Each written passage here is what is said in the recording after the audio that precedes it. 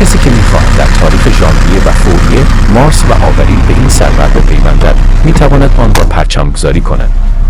این سروری است که برای بازی بهینه‌سازی موتور بنزینی و روغنی برای سفر بعدی شما استفاده خواهد شد. شرکت کلیمانجارو کانیباد پروداکشنز در سال 1829 منحل شده است. برای سرگرمی باید از بازی‌های دو نفره یا گروهی استفاده کنید و دومی در تمام اطلاعات ارائه شده برای روزها در آفریقای جنوبی، آسیا، چین، جزیره کریسمس، جزایر کوکوس، کلمبیا، کنگو، دانمارک، جیبوتی، دومینیکا، جمهوری دومینیکا، اکوا